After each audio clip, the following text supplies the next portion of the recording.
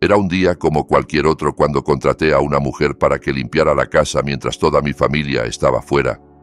Una hora después me llamó y susurró: «Señor, ¿hay alguien más en la casa?». Me quedé helado. «No, ¿por qué lo preguntas?». «Hay un hombre en el segundo piso». Empecé a temblar. «Sal de ahí ahora mismo». Llamé a la policía y corrí de vuelta a casa. Me alegra que estés aquí. Si estás viendo este video, dale like, suscríbete a Historias de Ancianos y cuéntame en los comentarios desde dónde estás escuchando mi historia de misterio. Quiero saber hasta dónde ha llegado. Ese día, me desperté con la idea de limpiar la casa. Quería que todo estuviera impecable, especialmente antes de que llegaran las lluvias, cuando la humedad hace que todo se sienta más pesado. Me arremangué, tomé un trapo y me planté frente a la ventana de la sala, listo para empezar. Mientras limpiaba el vidrio, el teléfono en mi bolsillo vibró. Miré la pantalla. Era Elena, mi amiga de la infancia, a quien no veía desde hacía muchos años. Su voz alegre llenó la línea, contándome que pasaba por el pueblo solo por un día y quería invitarme a un café. Sentí que el corazón se me calentaba al oír su voz familiar. Elena y yo compartíamos tantos recuerdos. Corríamos por los campos, nos desvelábamos hablando de sueños. ¿Cómo podía negarme? Pero pensando en todo lo que tenía que limpiar, dudé un momento. No podía dejar la casa así. Entonces recordé a Carolina, la chica que vivía al final de la calle. Tenía poco más de 20 años. Era menuda, amable y necesitaba trabajo extra para pagar sus estudios. La llamé y aceptó de inmediato, con gratitud. Le di instrucciones precisas: limpiar la biblioteca, fregar las escaleras del segundo piso y, sobre todo, tener cuidado con los estantes viejos de mi esposa Estefania, donde el polvo se acumulaba. Le dejé una llave de repuesto y le pedí que cerrara bien al terminar. Me fui al café del jardín donde Elena me esperaba. Nos sentamos bajo un gran árbol. Ella me contó de su vida en la ciudad, de sus hijos ya adultos, y yo le hablé de Estefania, su trabajo como escritora en el periódico, y de mis días tranquilos, aunque a veces vacíos. Reímos recordando viejos tiempos. En medio de la charla, mi teléfono sonó de nuevo. Vi el número. Era Carolina. Sonreí, pensando que llamaba para decir que había terminado. Pero al contestar, no oí su voz tímida habitual. En cambio, escuché una respiración agitada, como si contuviera el pánico. «Señor Emilio», susurró, con la voz temblorosa hasta el punto de ser apenas audible. «¿Hay alguien más en la casa?». Mi corazón se detuvo. «No», respondí, intentando sonar calmado. «Estoy tomando café. Mi esposa está en el periódico. No volverá hasta la noche». «¿Qué pasa, Carolina?». Del otro lado hubo unos segundos de silencio, solo sus jadeos cortos. De pronto, su voz se quebró. «Hay un hombre en el segundo piso». Estaba limpiando las escaleras y lo vi. Llevaba una camisa blanca larga, el cabello revuelto. Caminó por el pasillo y desapareció en la última habitación. Sus palabras fueron como un cuchillo helado en mi pecho. Intenté mantener la calma, pero la mano que sostenía el teléfono temblaba. Mi primer pensamiento fue que alguien había entrado a la fuerza. La casa era antigua, pero siempre cerrábamos todo con cuidado. ¿Cómo podía haber entrado alguien? Me disculpé con Elena diciéndole que tenía una emergencia. Me miró preocupada, pero negué con la cabeza, incapaz de explicar más. Le dije a Carolina por teléfono: «Carolina, sal ahora mismo, cierra la puerta y espera afuera. Ya voy en camino». Llamé a la policía mientras conducía, con la voz ahogada por la ansiedad. Expliqué que había un intruso en la casa intentando dar detalles, aunque mi mente era un torbellino. Intenté llamar a Carolina de nuevo, pero no contestó. Cada tono sin respuesta hacía que mi corazón latiera más fuerte, como si fuera a salirse del pecho. Imaginaba lo peor, que algo le había pasado, que el intruso la había atacado. Ese día, las calles del pueblo parecieron interminables, aunque pisaba el acelerador a fondo. Al llegar a casa, el auto de la policía ya estaba estacionado frente a la puerta. Carolina estaba sentada en el escalón, acurrucada, con el rostro pálido y los ojos muy abiertos por el miedo. Corrí hacia ella, la abracé y pregunté ansioso: ¿Estás bien? ¿Viste algo más? Carolina solo negó con la cabeza, con los labios apretados como si no pudiera pronunciar una palabra. Dos policías, uno de mediana edad con mirada seria y otro más joven, salieron de la casa.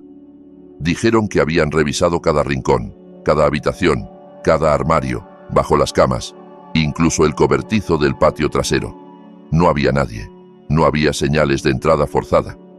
Todas las puertas y ventanas estaban cerradas, sin un rasguño ni huellas extrañas. Suspiré aliviado, pero la sensación de inquietud no me abandonaba. Carolina, aún temblando, dijo: «Lo juro, señor Emilio, lo vi. No parecía real, era como una sombra. No soy lo bastante valiente para subir al segundo piso otra vez». Le di una palmada en el hombro para consolarla, pero dentro de mí crecía una duda. Esta casa tenía más de 70 años. Había pertenecido a la familia de Estefania antes de que nos mudáramos. Las paredes de piedra, las puertas de madera que crujían, los rincones oscuros. Siempre me habían hecho sentir que ocultaban algo. ¿Pero un hombre? No podía imaginarlo. Justo entonces, oí el auto de Estefania llegar por el camino de grava. Bajó, con el rostro sorprendido, al ver el auto de la policía y a mí junto a Carolina. La tomé del brazo y le conté rápidamente lo sucedido.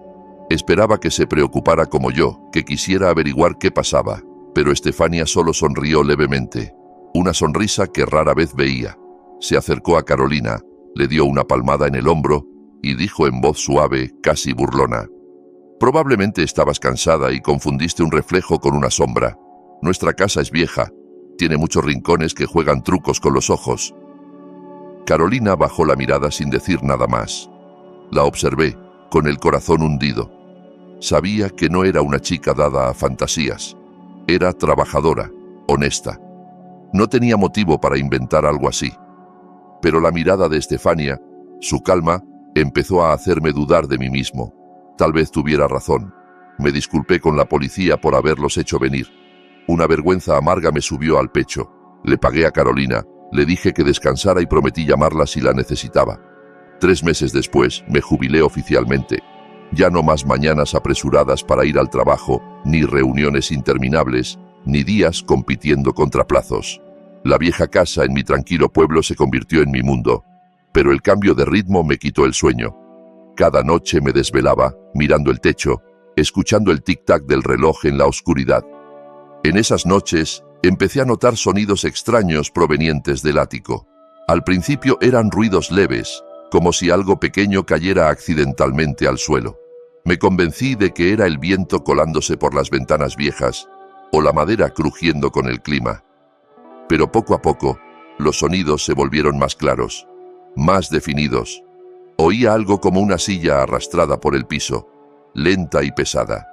Luego pasos, ligeros pero constantes, como si alguien paseara de un lado a otro. A veces, incluso el susurro de papeles, como si alguien pasara las páginas de un libro en silencio. Se lo conté a Estefania una mañana, durante el desayuno en la cocina. Intenté mantener la voz calmada, pero no podía disimular la inquietud.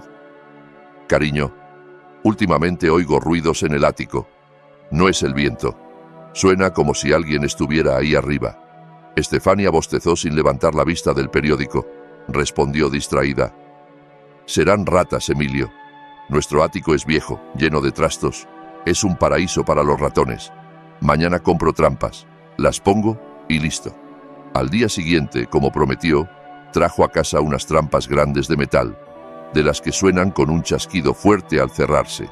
Las colocó al pie de las escaleras que llevaban al ático, justo bajo la puerta de madera vieja. «Ahí está», dijo, sacudiéndose las manos.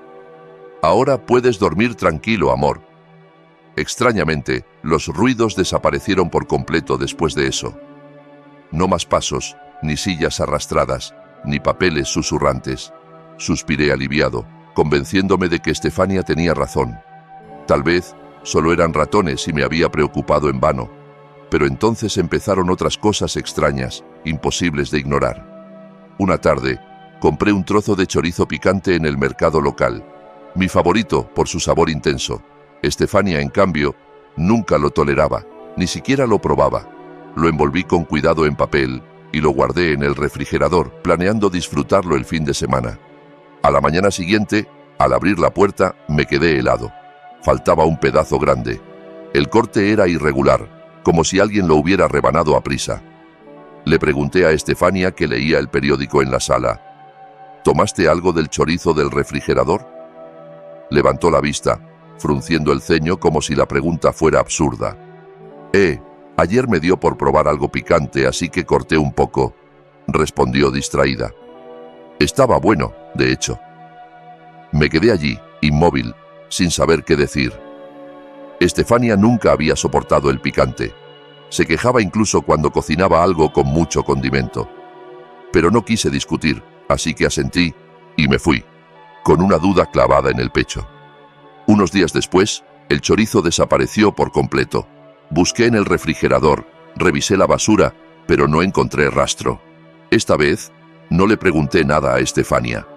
Una sensación incómoda, como una piedra fría, empezó a asentarse en mí, hasta que un sábado por la tarde, Estefania y yo fuimos a una ciudad cercana a visitar a viejos amigos. Salimos temprano por la mañana y volvimos tarde por la noche. Al entrar, la casa estaba en silencio como siempre. Subí al baño del segundo piso para lavarme la cara y quitarme el cansancio del día, pero al entrar sentí algo frío y húmedo. El piso estaba empapado. El agua se filtraba entre mis zapatos, helada. El suelo estaba completamente mojado, como si alguien acabara de ducharse. Miré alrededor y vi gotas deslizándose aún por las paredes de la tina, brillando bajo la luz. Mi corazón latía con fuerza. Nadie había estado en casa todo el día. ¿Cómo era posible?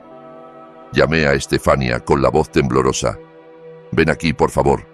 El baño está empapado, como si alguien se hubiera duchado hace poco. Entró, miró un momento y se encogió de hombros. Debe haber sido la lluvia de la tarde que entró por la rejilla del techo, amor. Miré por la ventana. La calle frente a la casa estaba seca bajo las luces del alumbrado. No ha llovido, Estefania, dije, intentando sonar calmado. Frunció el ceño, un poco molesta. Entonces, será una fuga en las tuberías viejas. Siempre te preocupas por nada. Mañana llamo a un plomero, pero nunca llamó a nadie. En los días siguientes, el piso del baño estaba seco, como si nada hubiera pasado. Revisé la rejilla, las cañerías, pero todo parecía normal. La explicación de Estefania, aunque sonaba razonable, no borraba la inquietud creciente en mí. Los ruidos en el ático, el chorizo desaparecido, el charco de agua sin origen. Todo parecía fragmentos desconectados, pero al unirlos, formaban una imagen contradictoria que no podía dejar de pensar. Una semana después, decidí limpiar la biblioteca de Estefania. Era su orgullo. Una pequeña habitación en el segundo piso con estantes de roble cubiertos de polvo, llenos de cientos de libros antiguos y documentos. Siempre pensé que debíamos donar algunos a la biblioteca del pueblo para que llegaran a manos de quien los necesitaba. Ese día, me planté en medio de la habitación y empecé a ordenar los libros en el escritorio de Estefania. Había pilas de borradores, notas y papeles apilados caóticamente, como si nunca hubiera pretendido organizarlos. Al levantar una pila pesada, la mano me tembló y todos los papeles cayeron al suelo. El sonido del papel chocando contra el piso rompió el silencio de la habitación y me hizo saltar. Me agaché a recogerlos, y justo entonces un pequeño cajón de madera, que había estado atascado por años, se abrió con un clic seco. Dudé un momento y miré dentro. Allí, bajo una pila de borradores amarillentos, había un pequeño cuaderno de tapa dura, de cuero marrón oscuro con las esquinas desgastadas. Parecía antiguo. No parecía de Estefania. Ella siempre prefería cosas modernas y pulcras, computadoras, plumas y papel blanco inmaculado. Ese cuaderno, con su cubierta de cuero ajado y un cordón suelto, parecía de otra época. Con una mezcla de curiosidad y temor, lo tomé. Mis manos temblaban un poco al abrir la primera página. Dentro había páginas llenas de una caligrafía suave, elegante, claramente de hombre. Oye, leyendo por encima. Eran esquemas de historias, descripciones de personajes, ideas de tramas. Había un fragmento sobre un pequeño pueblo en la ladera de una montaña, donde un hombre vivía solo, esperando a alguien que nunca regresaría. Otro mencionaba un secreto enterrado, con detalles que me erizaron la piel. Esas ideas, aunque diferentes, tenían un aire similar a las tramas de las novelas más famosas de Estefania, las que la hicieron célebre. Mi corazón latía con fuerza, la garganta seca. No podía ser coincidencia. Conocía bien a Estefania. Odiaba escribir a mano. Siempre decía que era lento y desordenado, una pérdida de tiempo. Todo lo que hacía, desde borradores de novelas hasta listas de compras, lo tecleaba en la computadora. Recordaba una vez que le pedí que anotara la dirección de un restaurante. En lugar de tomar la pluma a su lado, encendió la computadora para escribirlo. Entonces, ¿de quién era ese cuaderno? ¿De un colaborador secreto? ¿De un admirador que se lo había regalado? Me senté en la silla, con el cuaderno pesado en las manos. Una parte de mí quería mostrárselo a Estefania en cuanto volviera, oír su explicación. Pero dudé. La conocía demasiado bien. Siempre sabía hacer que todo sonara lógico. Sonreiría, diría que era un regalo de un lector o una idea antigua de cuando probó escribir a mano. Y yo, como tantas veces, asentiría y dejaría que todo se hundiera en el silencio. Pero no esta vez. No lo dejaría pasar. Con cuidado, volví a guardar el cuaderno en el cajón y lo empujé hasta el fondo, como si temiera que desapareciera si no lo mantenía oculto. Esa noche, volví a desvelarme. Tendido en la cama, miré el techo y escuché el tic-tac del reloj en la oscuridad. Alrededor de las 2 de la mañana, un leve crujido vino del pasillo. Era un ruido pequeño, pero en el silencio de la noche se oía perfectamente claro, como un susurro perturbador. Me incorporé de golpe, con el corazón acelerado. No sé por qué, pero pensé inmediatamente en la pequeña puerta que llevaba al ático, la que Estefania y yo casi nunca abríamos. Me levanté con cuidado, sin encender la luz, temeroso de que la claridad rompiera la verdad que estaba a punto de descubrir. La tenue luz de la luna entraba por la ventana, suficiente para ver una rendija. La puerta del ático estaba entreabierta. Una corriente fría y húmeda bajaba, trayendo olor a papel viejo y encierro. Me quedé inmóvil, con los pies pegados al suelo. El miedo mezclado con curiosidad me paralizaba. Volví a la habitación y sacudí suavemente el hombro de mi esposa. «Estefania, despierta. La puerta del ático está abierta».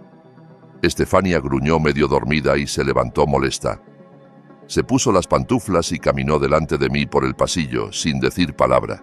Pero al llegar, la puerta estaba cerrada, con el pestillo en su lugar, como si nadie la hubiera tocado. La miré fijamente buscando alguna señal, un rasguño, una grieta, nada. Estefania se volvió hacia mí con expresión de cansancio y decepción. «Emilio», dijo en voz grave y fatigada, «estás muy tenso últimamente. No duermes bien. Por eso ves cosas que no hay. Vuelve a la cama. Anda». Me acompañó de regreso. Me tendí, pero mantuve los ojos abiertos, fijos en el techo. Por primera vez, empecé a dudar de mí mismo. ¿Y si realmente lo había imaginado todo? En los días siguientes al hallazgo del cuaderno misterioso, intenté mantener todo normal, aunque por dentro me consumía la inquietud. Empecé a observar cada movimiento de Estefania, cada mirada, cada palabra. Últimamente había adoptado un nuevo hábito que solo aumentaba mis sospechas. Alrededor de las 10 de la noche, cuando yo ya estaba en la cama con un libro en las manos, listo para dormir, ella decía que necesitaba seguir trabajando en la biblioteca.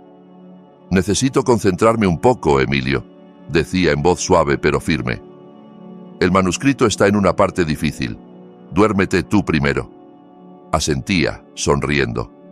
Pero cada vez que la puerta de la biblioteca se cerraba, sentía que una distancia invisible crecía entre nosotros. Una noche, me desperté con sed. El reloj de la mesa marcaba casi la 1 de la mañana y el segundero parecía contar algo en la oscuridad.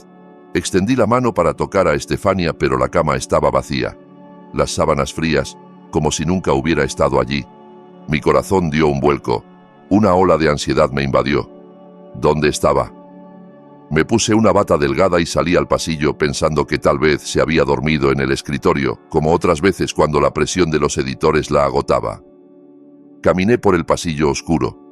La tenue luz de la sala proyectaba sombras extrañas en las paredes. Empujé la puerta de la biblioteca, pero la habitación estaba vacía. La pantalla de la computadora oscura, la silla perfectamente colocada bajo el escritorio como si nadie hubiera estado. Llamé en voz baja. «Estefania».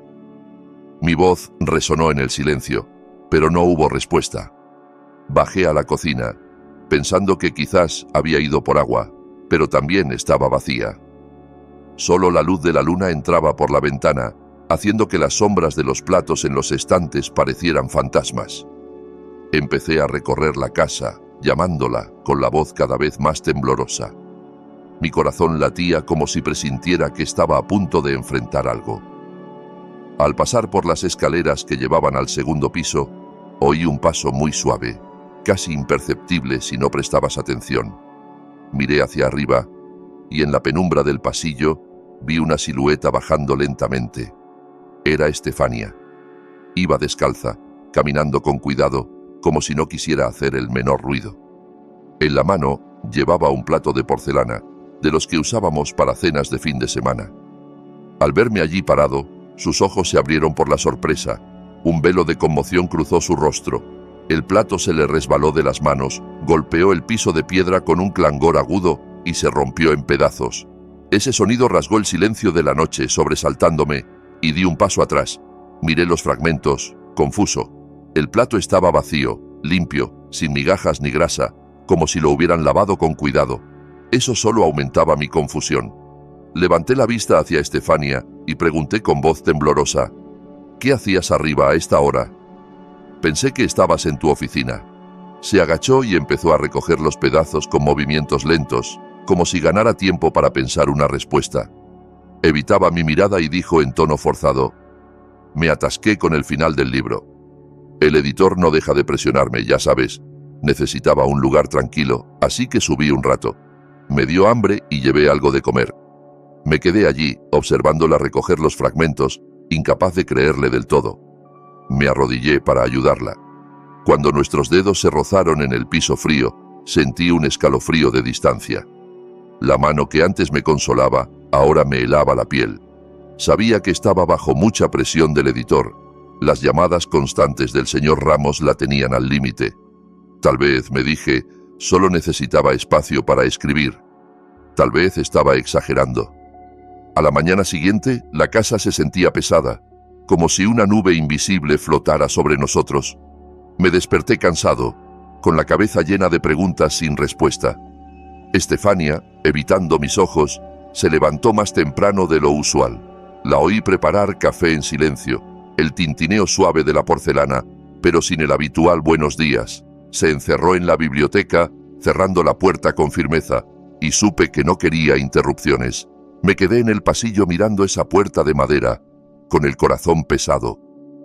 Alrededor del mediodía, Estefania salió vestida con un traje gris y llevando una maleta pequeña. Se detuvo en la sala donde yo estaba sentado con una taza de té frío. «Necesito alejarme unos días», dijo en voz plana, sin emoción. «Tal vez vaya al norte un tiempo. Necesito un cambio de escenario para inspirarme». Levanté la vista, sorprendido. Estefania nunca se iba sin aviso. Siempre planeaba todo con antelación. Me consultaba el itinerario. «¿Por qué tan de repente?», pregunté, intentando sonar calmado aunque el corazón me latía fuerte. No me miró directamente. Sus ojos fijos en la ventana donde la luz del sol filtraba a través del vidrio polvoriento. «Se me ocurrió de pronto», respondió en tono monocorde. «Cuídate mientras no esté». Pero justo antes de salir por la puerta se volvió de golpe y puso las manos en mis hombros. Su agarre fue más fuerte de lo usual, lo que me hizo saltar. «Emilio», dijo en tono bajo y serio, «mientras no esté, no invites a nadie. ¿Me oyes? Sobre todo, a nadie del periódico. Si el señor Ramos, mi editor, viene a buscarme, dile que salí de viaje y no sabes cuándo vuelvo». Asentí, pero una sensación de inquietud creció en mí. Sus palabras no sonaban como una simple advertencia. Parecían una orden, una alerta. Estefania llevaba unas 2 horas fuera cuando sonó el timbre. Miré por la mirilla y vi al señor Ramos, el editor de Estefania, con una asistente joven. Ambos parecían impacientes. Dudé un momento, con la mano en el picaporte, sintiendo que el pecho se me apretaba. Las palabras de Estefania resonaban en mi cabeza, pero no podía quedarme allí sin abrir. Respiré hondo, abrí la puerta y forcé una sonrisa. El señor Ramos no esperó invitación. Entró directo a la sala con expresión molesta. «Señor Emilio», dijo con dureza, «sé que Estefania está en casa. Deje de cubrirla. Necesitamos el manuscrito con urgencia. El plazo venció hace 2 semanas».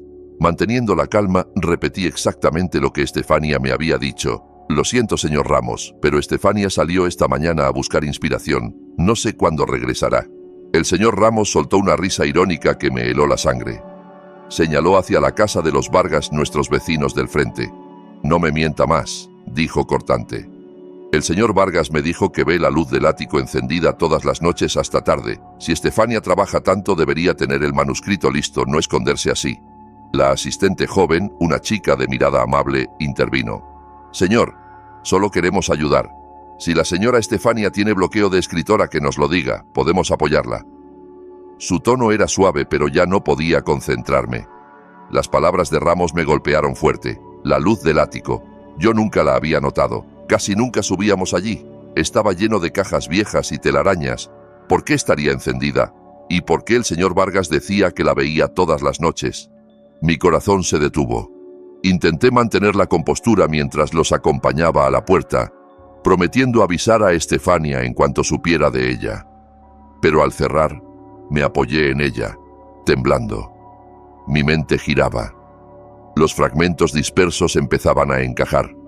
Los ruidos en el ático, el chorizo desaparecido, el charco en el baño, el cuaderno misterioso, el plato vacío y ahora la luz. Todo apuntaba al mismo lugar, el ático, ese espacio olvidado que no había visitado en años. Ya no sentía miedo.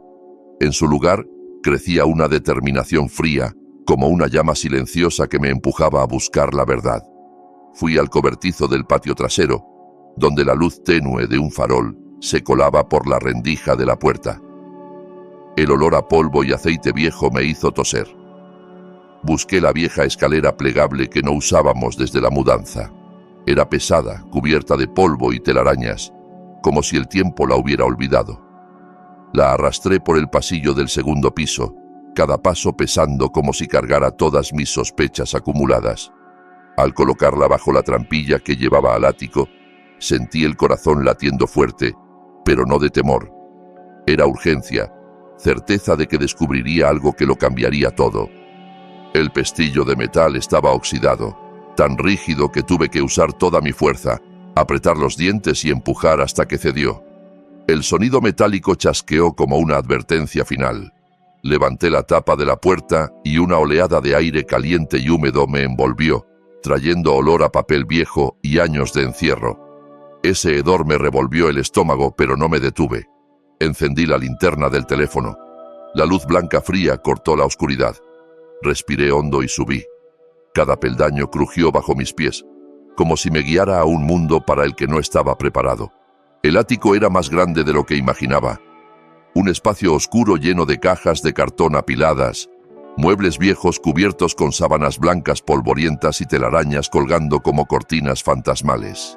La única luz natural venía de una pequeña ventana sucia que proyectaba rayos opacos sobre el piso de madera. Barrí la linterna por la habitación, con el corazón latiendo tan fuerte que parecía salirse del pecho. En la esquina más lejana había un espacio pequeño y ordenado, como un oasis en medio del caos. Una mesa de madera, una silla con una pata rota y una lámpara de aceite encendida con luz amarillenta, casi mortecina. Y entonces lo vi, un hombre sentado de espaldas a mí. Era delgado, con cabello largo y blanco enmarañado cayendo sobre sus hombros como una cascada olvidada. Vestía una camisa blanca amarillenta con bordes rasgados. El sonido de un lápiz raspando el papel era lo único que rompía el silencio, como un latido tenue de vida. Me quedé helado, con la garganta cerrada, incapaz de hablar. Tartamudeé. ¿Quién está ahí? Mi voz sonó débil. tragada por la oscuridad. El lápiz se detuvo. El hombre giró la cabeza bruscamente. Bajo la luz tenue de la lámpara, apareció su rostro demacrado y pálido. Los ojos hundidos y cansados, pero con algo familiar que me hizo temblar. Mi mundo se derrumbó. Las piernas me fallaron y tuve que apoyarme en un baúl viejo para no caer. Era Marino, mi hermano. El rostro que no veía desde hacía 30 años, solo en sueños y fotos borrosas. Marino, a quien toda la familia creía perdido para siempre, estaba aquí, en el ático de mi casa, en un estado que me rompía el alma. A su alrededor, un pequeño mundo de existencia secreta. Una pila enorme de manuscritos escritos a mano, varias latas vacías, botellas de agua rodando, una manta sucia sobre un colchón delgado y un balde viejo para sus necesidades. Todo, prueba viva de una vida en cautiverio. Marino me miró, con los labios secos temblando. Intentó hablar, su voz como si hubiera olvidado cómo. Hermano. Emilio, yo. Pero no pudo decir más. Solo me miró, con los ojos llenos de lágrimas, como si me suplicara un perdón que aún no entendía. No oí nada más. Las lágrimas rodaron calientes por mis mejillas. Caminé hacia él como sonámbulo, con las piernas temblorosas y la cabeza girando. Marino, mi hermano, a quien había llorado hasta secar el alma pensando que lo había perdido para siempre, ahora estaba aquí, vivo como un fantasma en mi propio hogar. Lo tomé del brazo delgado, sintiendo cada hueso frágil bajo la piel. «Baja», dije entre sollozos con la voz quebrada. «Baja ahora, Marino». Lo ayudé a ponerse de pie. Una tormenta de emociones rugía en mí. Alegría por encontrarlo, dolor por verlo así, y miedo por las preguntas que gritaban en mi cabeza. ¿Por qué estaba aquí? ¿Quién le había hecho esto? ¿Y Estefania? ¿Qué tenía que ver con todo? Lo bajé por las escaleras. Cada paso de él era inestable, como si sus piernas no recordaran cómo dejar esa oscuridad. La luz de la casa iluminó su rostro, destacando sus facciones hundidas y sus ojos entrecerrados, desacostumbrados al brillo. Parecía una criatura de las sombras viendo el sol por primera vez. Y eso me partió el corazón. Marino, mi hermano, que una vez brillaba tanto en nuestro pueblo, ahora era solo una sombra frágil. Lo llevé a la sala. Lo senté con cuidado en el sillón más cómodo, donde la luz suave de una lámpara caía sobre él como una caricia. Corrí a la cocina, llené un vaso de agua fría y con manos temblorosas se lo llevé. Marino intentó sostenerlo, pero sus manos temblaban tanto que el agua se derramó. Me arrodillé, sostuve el vaso y lo ayudé a beber sorbo a sorbo. Las lágrimas ardían en mis ojos, pero las contuve. No quería que me viera débil. Él necesitaba que fuera fuerte, al menos por ahora. Después de unos sorbos, Marino empezó a llorar. No era un llanto suave, era un grito silencioso, como si todo el dolor reprimido de años estallara de una vez. Se derrumbó en mi hombro. Su cuerpo delgado temblaba, y yo solo lo abracé fuerte, sintiendo cada vértebra a través de la ropa. No le pregunté nada. Me quedé allí en silencio, dejándolo llorar, permitiendo que las lágrimas lavaran algo del peso que había cargado tanto tiempo. Cuando Marino por fin se calmó, empezó a hablar en voz quebrada, apenas un susurro. «Hermano Emilio», murmuró, mirando al suelo, incapaz de sostener mi mirada. «Nunca pensé verte de nuevo, sobre todo no así». Le tomé la mano apretándola suavemente, tratando de darle algo de calor. «Dime, Marino», dije, con voz firme pero tierna. «¿Qué pasó? ¿Por qué estás aquí?» Entonces comenzó a contarme. Cada palabra era un puñal. Me habló de esa noche fatal, 30 años atrás, cuando su vida se desmoronó. Ricardo, su jefe en el periódico, lo había invitado a su apartamento para hablar de trabajo. Marino, joven e ingenuo, le creyó, pero al llegar, Ricardo estaba ebrio. Su mirada ya no era de jefe, sino de depredador. Intentó forzarlo con voz espesa de amenazas. Marino se defendió con todas sus fuerzas. Lo empujó, pero él no paraba. En medio de la lucha, preso del pánico, tomó una pequeña estatua de mármol y lo golpeó en la cabeza. Hermano, solo quería que parara, dijo con la voz ahogada. No quería que pasara eso. Pero el golpe fue demasiado fuerte. Ricardo cayó al suelo, golpeándose la cabeza en la mesa de centro, y quedó inmóvil, sin signos de vida. Marino dijo que se quedó helado, sin saber qué hacer, la mente en blanco por el miedo. Justo entonces apareció Estefania. Dijo que pasaba a invitarlo a cenar en nuestra casa. Pero al entrar, vio la escena aterradora. Quería llamar a la policía, hermano, dijo Marino con los ojos enrojecidos. Quería entregarme, hacer lo correcto, pero Estefania no me dejó. Se quedó allí, mirándolo con una calma escalofriante. Irías a la cárcel, Marino, le dijo en voz fría. Perderías toda tu vida. Déjame ayudarte. Por Emilio, te protegeré. Escuché con el cuerpo helado. Estefania, la esposa a la que amaba, en quien confiaba, había manipulado a mi hermano usando mi propio amor por ella. Lo convenció de que ocultar la verdad era la única forma de protegerme, de evitar que nuestra familia cargara con la vergüenza. Esa noche, bajo el manto de la oscuridad y el aislamiento de las colinas de Santa Rosa, Estefania llevó solo el cuerpo de Ricardo en su auto. Cavó una fosa en la ladera, en un lugar que nadie conocía, y enterró el secreto allí. Luego trajo a Marino a nuestra casa cuando yo ya dormía y lo escondió en el ático. Es solo temporal, le dijo, hasta que las cosas se calmen. Pero lo temporal se convirtió en 30 años. Estefania transformó a Marino en un fantasma viviendo en secreto en la casa de su propio hermano. Cuando la policía investigó, descubrieron que Ricardo había retirado una gran suma de dinero antes de desaparecer. Estefania hábilmente esparció el rumor de que Marino y Ricardo tenían un romance y habían huido juntos. Esa historia, combinada con la desaparición de ambos, hizo que todos, incluyéndome, lo creyeran. La investigación se estancó, y Marino, a los ojos del mundo, se convirtió en un fugitivo que había abandonado a su familia. Me quedé allí, con lágrimas rodando por las mejillas, pero no de tristeza. Era rabia, el dolor de la traición.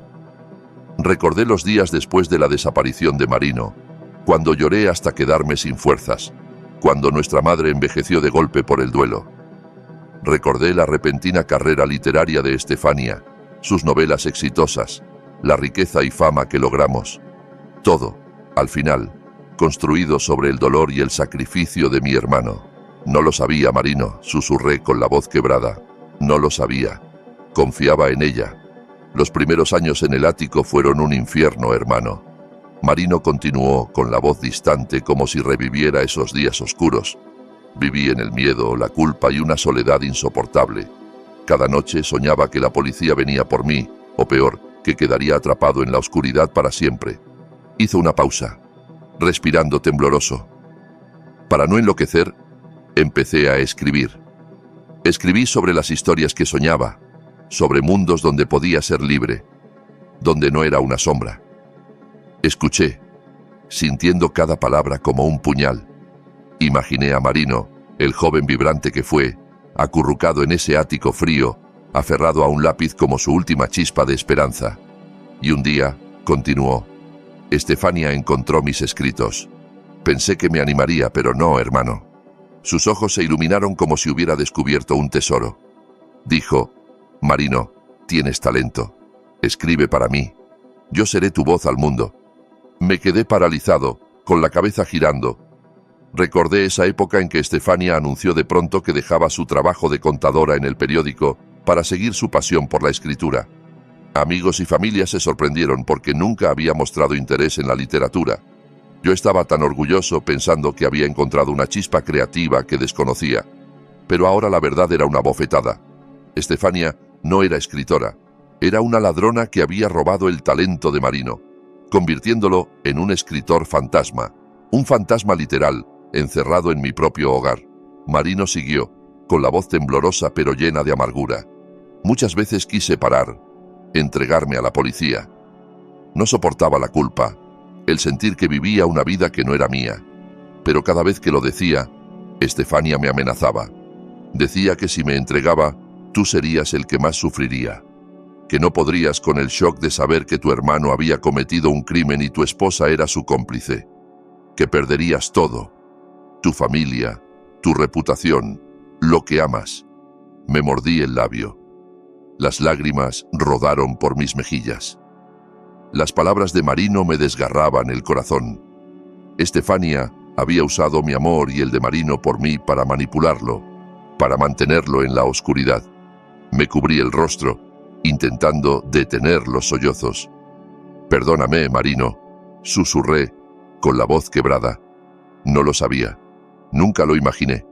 Pero Marino negó con la cabeza, tomó mis manos y sus dedos delgados apretaron los míos con fuerza, como si intentara sacarme del dolor. «No te disculpes, hermano», dijo. Yo también me dejé manipular. Tenía miedo. Pensé que hacer lo que decía era la única forma de protegerte. Dijo que vivir en secreto se había vuelto cada vez más difícil, sobre todo desde que me jubilé y pasaba más tiempo en casa. Antes, como salía temprano y volvía tarde y me acostaba justo después de cenar para descansar, nunca lo notaba. Por eso tenía que ducharse rápido cuando salíamos, dijo, bajando la mirada. Por eso robaba comida del refrigerador por las noches. Intentaba no dejar rastro, pero a veces era torpe, como el charco en el baño o el pedazo de chorizo que compraste. De pronto recordé todos esos detalles extraños, señales que había elegido ignorar. Ahora todo encajaba, pero de una forma demasiado dolorosa para aceptar. Pensé en las novelas de Estefania, que había leído y admirado. Siempre me pregunté por qué el escenario parecía tan antiguo, tan nostálgico, como si el tiempo se hubiera detenido décadas atrás. Los personajes no usaban celulares, no había internet, escribían cartas, esperaban en vano como almas perdidas. Ahora entendía, no era un estilo literario, era porque el mundo de Marino realmente se había detenido 30 años antes. Estaba atrapado en el pasado, solo podía escribir sobre lo que conocía. Esas historias de dos personas que nunca lograban encontrarse eran un reflejo de su propia tragedia. Una vida cortada del mundo exterior. Marino tomó mis manos, con los ojos llenos de lágrimas. «Hermano Emilio», dijo con voz temblorosa pero firme, «no puedo vivir así más. He pagado mi error 30 años en esta prisión. Ahora quiero enfrentar la justicia real. Quiero entregarme». Sus palabras fueron un puñal final, cortando los últimos hilos de esperanza que me quedaban. Ya lo había perdido una vez, cuando creí que había huido. No quería perderlo de nuevo, pero mirando sus ojos, supe que era lo que necesitaba, liberar la verdad, por dolorosa que fuera. Las lágrimas rodaron por mis mejillas, pero asentí apretando su mano. «Está bien, Marino», dije con la voz ahogada. «Te llevaré a la comisaría, lo enfrentaremos juntos». Lo abracé, sintiendo su cuerpo frágil en mis brazos. Mi corazón estaba lleno de dolor, pero también de una pequeña chispa, la esperanza de que, aunque tarde, aún pudiera ayudarlo a recuperar su libertad.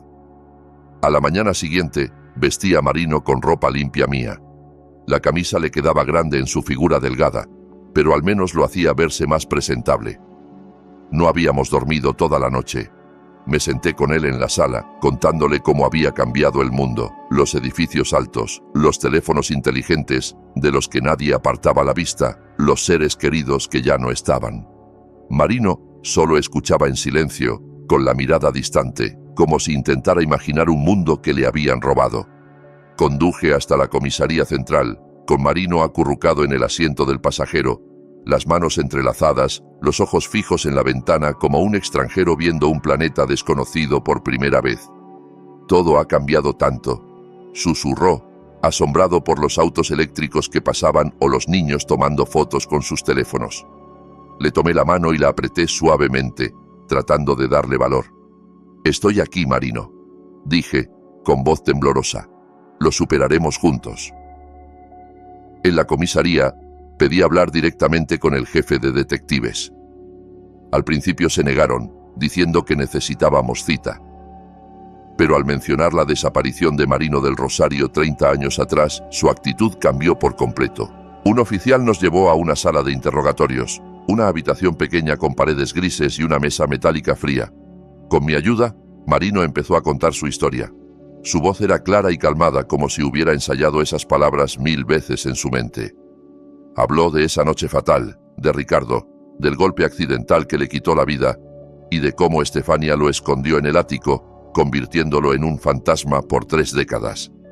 Los policías escucharon incrédulos. Uno tomaba notas sin parar, mientras otro hablaba por radio en tono urgente. La confesión de Marino sacudió toda la comisaría.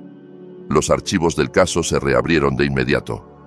Un equipo de investigación fue enviado a mi casa para registrar el ático y recolectar evidencia de la vida oculta de Marino. Los manuscritos, las latas de comida, la manta sucia. Otro grupo, siguiendo las indicaciones precisas de Marino, partió hacia las colinas de Santa Rosa. Tras unas horas de búsqueda, encontraron restos humanos enterrados bajo un árbol viejo en lo profundo del bosque. El análisis preliminar de ADN confirmó que pertenecían a Ricardo, el hombre que todos creían había huido con él. La orden de arresto contra Estefania se emitió ese mismo día. La policía montó una emboscada en nuestra casa, esperando su regreso del viaje de inspiración al norte. No estuve allí, pero luego el señor Vargas, nuestro vecino, me contó que Estefania no opuso resistencia cuando la esposaron en la puerta. Solo bajó la cabeza con el rostro inexpresivo, como si siempre hubiera sabido que ese día llegaría. Al oírlo, sentí un vacío extraño. La mujer a la que una vez amé, en quien confié ciegamente, ahora era solo una sombra distante que cargaba el secreto que destruyó a mi familia. Contraté al mejor abogado para Marino, alguien que prometió pelear por clemencia. Con el argumento de legítima defensa y los 30 años que pasó encerrado, manipulado por Estefania, creí que la justicia lo vería como víctima, no como criminal. Pasé el día preparando cosas para llevarle, ropa limpia, libros y los platillos que más amaba de niño. Quería que supiera que, pasara lo que pasara, siempre estaría a su lado. Pero unos días después, mientras empaquetaba las cosas para visitarlo, sonó el teléfono. Una voz fría y formal habló del otro lado.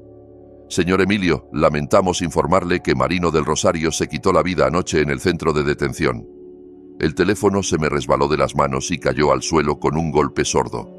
Mi mundo se hizo pedazos de nuevo. Marino, mi hermano, a quien acababa de recuperar, había elegido irse para siempre, dejándome solo en un dolor sin palabras. Había dicho la verdad, había enfrentado su pasado, pero tal vez no podía soportar otro juicio o las miradas de un mundo implacable. El oficial dijo que Marino había dejado una carta para mí. Me la entregaron esa tarde. La sostuve con manos temblorosas, mirando su caligrafía suave y familiar, la misma que vi en el cuaderno del ático. Pero ahora era una escritura torpe, inestable, como si hubiera usado sus últimas fuerzas para escribirla. Abrí la carta y las lágrimas cayeron antes de leer la primera línea. «Querido hermano Emilio», escribió, «cuando leas esto, por fin seré verdaderamente libre. Por 30 años escribí para sobrevivir, para no desaparecer, pero nunca pude hacerlo con mi propio nombre. Viví como un fantasma, y ahora es hora de que ese fantasma se desvanezca. No me arrepiento de decir la verdad, fue lo único correcto que hice. No estés triste, piénsalo como el final de mi historia de vida. El manuscrito final está aún en el ático, dentro de una caja de madera bajo la mesa. Es la única obra que escribí sobre mí mismo. Si puedes, haz que lleve mi nombre, Marino del Rosario». Doblé la carta, apretándola contra el pecho, empapándola con mis lágrimas. Marino del Rosario. El nombre que quería usar si alguna vez se convertía en escritor. El nombre que le robaron. Sabía que debía cumplir su último deseo. Encontraría ese manuscrito y lo sacaría a la luz, para que el mundo conociera la historia de Marino no como un fantasma, sino como un hombre, un escritor, un alma que luchó por ser libre. El juicio de Estefania se llevó a cabo unos meses después, convirtiéndose en un escándalo que sacudió al país entero. La prensa lo llamó el escándalo de la escritora y el fantasma en el ático. Los periódicos llenaron sus portadas con la historia de Marino, un joven hombre encarcelado, despojado de su libertad y usado para construir la fama de una mujer que no la merecía. Ante la evidencia irrefutable, los restos de Ricardo encontrados en las colinas de Santa Rosa, los manuscritos del ático y el testimonio de Marino antes de morir, Estefania bajó la cabeza y confesó. Fue acusada de múltiples delitos, robo de derechos de autor, secuestro, encubrimiento de un crimen y obstrucción a la justicia. La sentencia fue un final apropiado, pero no sentí alivio. Para mí, Estefania había muerto el día que descubrí la verdad, el día en que la mujer que amé se convirtió en una extraña. No asistí al juicio, no podía enfrentarla, no podía mirar esos ojos que una vez me dijeron palabras de amor, pero ocultaron un secreto tan terrible. En cambio, volví a la casa que alguna vez fue un hogar, pero ahora era solo un espacio lleno de recuerdos dolorosos. Una tarde, mientras la luz del sol se desvanecía en la calle empedrada, decidí regresar al ático. Esta vez no sentía miedo ni opresión. Subí cada peldaño con una linterna en la mano, pero con el corazón más ligero, como si buscara una parte de Marino que había dejado atrás. Encontré la caja de madera bajo la mesa, tal como escribió en la carta. Era una caja pequeña y vieja, pero bien cuidada, como si guardara su último tesoro. Dentro había una pila de manuscritos escritos a mano con cuidado en páginas amarillentas. La caligrafía suave y fluida de Marino era clara, como si estuviera allí contándome su historia. Bajé la caja a la sala, me senté bajo la luz del escritorio y empecé a leer. Era una autobiografía, una novela sobre su propia vida. Escribía sobre nuestra infancia, los días corriendo por los campos del pueblo, los sueños de ser escritor que una vez me confió. Contaba de la noche terrible que le robó el futuro, los 30 años vividos en oscuridad y la fuerza increíble que tuvo para no romper su alma. Cada página era un puñal, pero también un canto a la resiliencia, al amor por la vida por dura que fuera. Pasé semanas editando el manuscrito, revisando cada línea con cuidado, como si tocara el alma de Marino. Hubo noches en que me desvelé hasta el amanecer, con lágrimas rodando mientras leía pasajes donde hablaba de su soledad en el ático, o las veces que imaginaba ser libre, caminando bajo el sol. El libro no era solo su historia, sino la voz de una persona olvidada, despojada de su identidad. Sabía que debía llevarlo al mundo, para que Marino no fuera solo un nombre en mi memoria, sino un escritor verdadero, reconocido y amado. Contacté a la editorial que había trabajado con Estefania. Al principio dudaron, temerosos del escándalo que la rodeaba. Pero cuando envié el manuscrito de Marino, quedaron convencidos por completo. «Es una obra maestra», me dijo el editor por teléfono con voz emocionada. «Lo publicaremos y lo haremos con todo el respeto que Marino merece». El libro salió bajo su nombre, Marino del Rosario. En la primera página, en lugar de un prólogo, escribí solo una frase: «Nadie debería estar preso en la oscuridad, sobre todo si ama la libertad». Era mi mensaje para él, para mi querido hermano a quien amé más que a nada en este mundo. El libro se convirtió en un fenómeno. Lectores de todo el país y luego del mundo se conmovieron con la historia de vida de Marino. Admiraron su talento literario, la sinceridad y poesía en cada línea. Las obras antiguas de Estefania, ahora reeditadas bajo el nombre de Marino, también se vendieron de nuevo como una forma de hacer justicia. Marino, aunque se había ido, por fin se convirtió en un escritor reconocido y amado. Leí las reseñas, las cartas de lectores y sentí el corazón apretado pero cálido. «Lo lograste, Marino», pensé. «Recuperaste tu voz». Aún subo al ático a veces. Ya no es un lugar de encierro, sino que lo limpié y convertí en una pequeña biblioteca. Abro la ventana para dejar entrar el sol, iluminando los estantes donde sus obras se colocan con respeto. Me quedo allí, mirando la calle llena de vida. La voz de Marino ha sido recuperada y la justicia, de alguna forma, se ha servido. Sé que está en algún lugar bajo el sol, en las páginas de los libros y en mi corazón, libre para siempre. Y cuando todo terminó, entendí algo. Ningún muro es lo bastante grueso para encarcelar la verdad para siempre. Una mentira, por bien oculta que esté, se pudre con el tiempo, como el polvo que cubre estantes viejos. La vida de Marino lo demuestra. El silencio puede ser a veces más cruel que la culpa, y el miedo puede convertir a una persona en un fantasma dentro de su propia existencia. Si hay una lección que quiero dejarles, es esta. Atrévanse a enfrentar la verdad, por dolorosa que sea. Hablen, aunque la voz les tiemble. Porque solo al atrevernos a salir de la oscuridad, somos verdaderamente libres. Y solo cuando la verdad se dice, las almas presas pueden encontrar descanso. La historia que acaban de oír ha tenido nombres y lugares cambiados para proteger la identidad de las personas involucradas. No la contamos para juzgar, sino con la esperanza de que alguien escuche y se detenga a reflexionar. ¿Cuántos hombres sufren en silencio dentro de sus propios hogares? Me pregunto de verdad. Si estuvieran en mi lugar, ¿qué harían? ¿Elegirían el silencio para mantener la paz o enfrentarían todo para recuperar su voz?